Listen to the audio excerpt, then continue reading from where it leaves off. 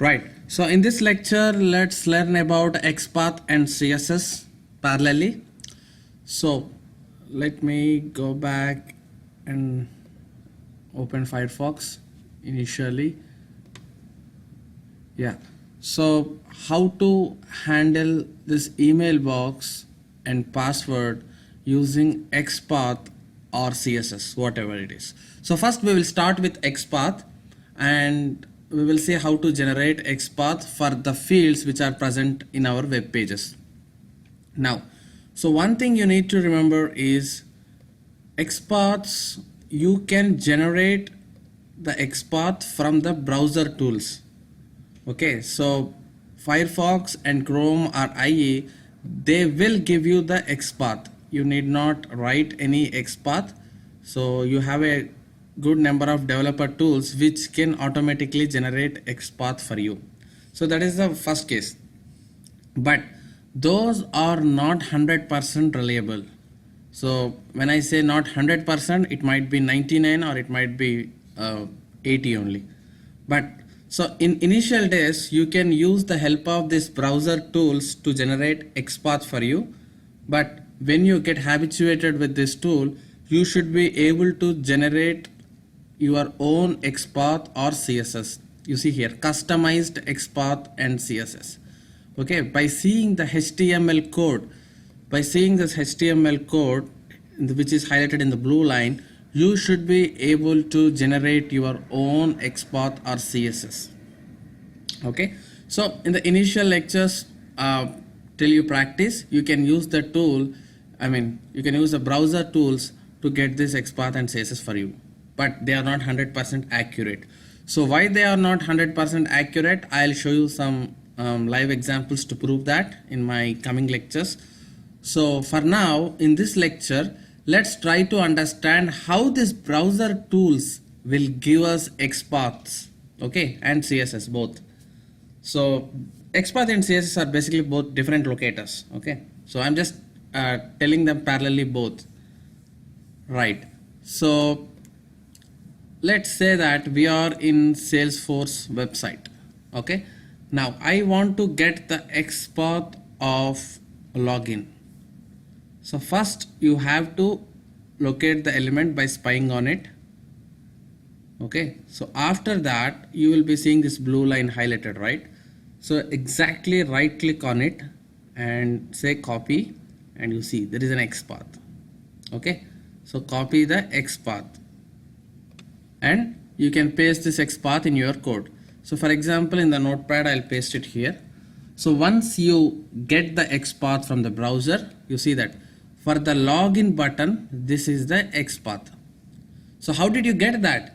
You just spy on it normally, and once you spy, all the properties related to that login button are displayed here.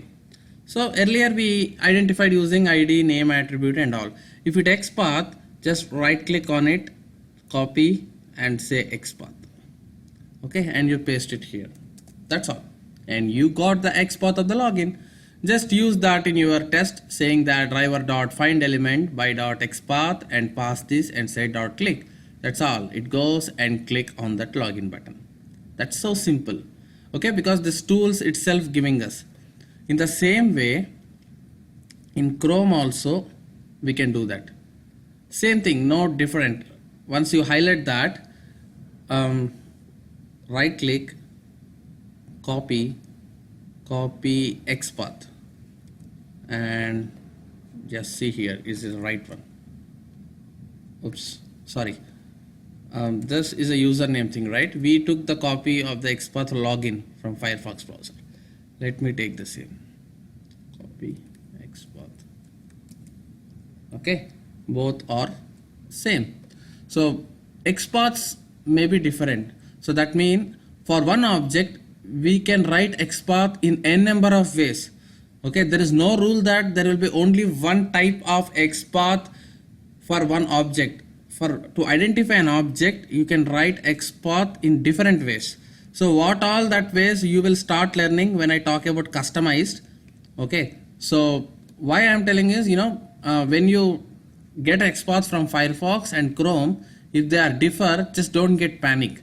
Okay, there are many a number of ways to write an XPath, and each browser get its unique way of handling it. But most of the times it will be same only. Okay, so in the same Firefox and Chrome, there is no difference for you to get an XPath. So when you are working initially and if you want to get XPath, just take right click, copy and paste there, and it will work. Okay, so first this basic step, let's try to validate. Now this is our login, right? This is our XPath. Before pasting it into your Eclipse, you need to do one modification. I'll tell you now. So username we entered the login force in the previous test, password we entered, and class name, this is error, right? I have shown what is compound class to click on login button. Now let's give right XPath to handle that. Driver dot find element by dot. So by what we are trying to find now? By XPath. What is that? Yeah. And do you have the XPath with you? Yes.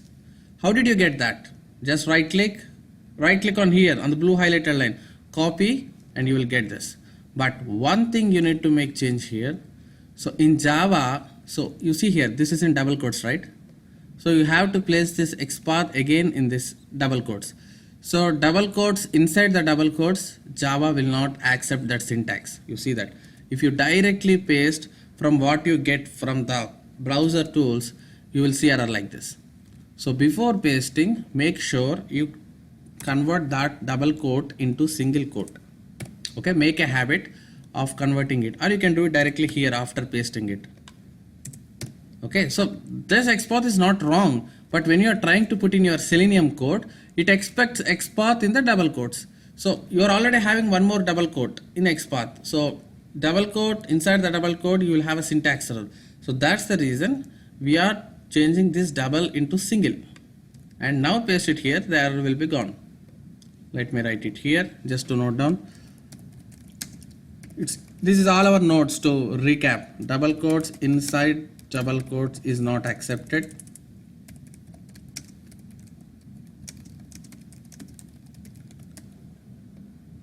And XPath can be defined in n number of ways. Okay, n number of ways. And what else we learned in this lecture? And we are also seeing right click, copy on blue highlighted object HTML code to generate XPath. Good. These are the three things we learned, right? Okay. So once you find the XPath, so your mouse will automatically go here on the cursor. And what you want to do here? You want to click it. So just say dot click. That's all. Now you run this test in the Chrome driver and you will see that it clicks on login button with this XPath. But make sure you comment this line, error line, because script will stop here. Okay, so right click, run as Java application, click on OK. And you will see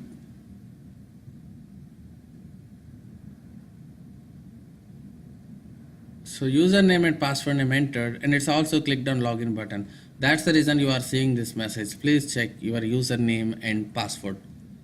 Okay, so this is how you can simply use the XPath from the browser tools to get that. But one important thing which you need to remember, in earlier, to find the XPath, even in the coming lectures, when you spy on it, there will be automatically one edit box here where XPath will be generated at this point.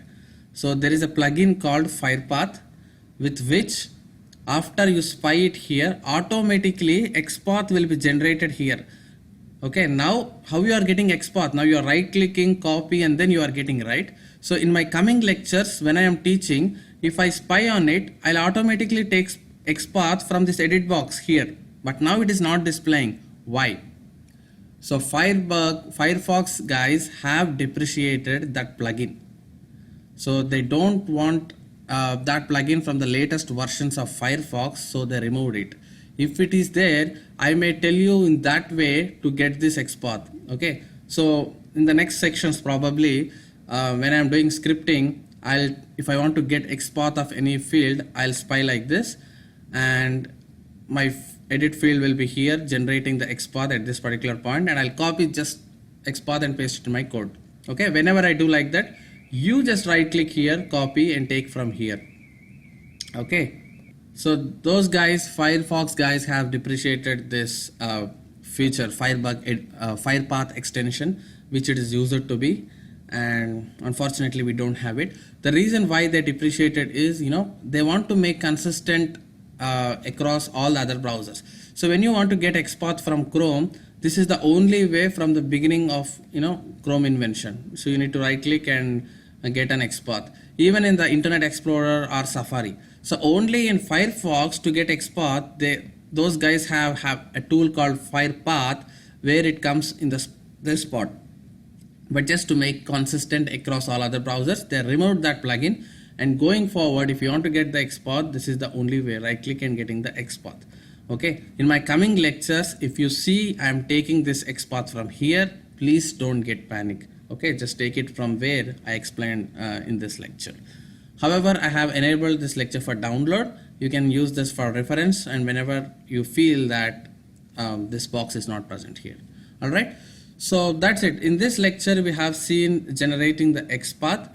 In the next lecture, we would see how to get CSS from the browser tools. Okay, so once we understand how to get these locators from ready-made XPath and CSS from Firefox and Chrome, and then we will start talking about how to generate our own XPath rather than depending on any browser plugins, which is very important. Okay, see you in the next lecture. Thank you.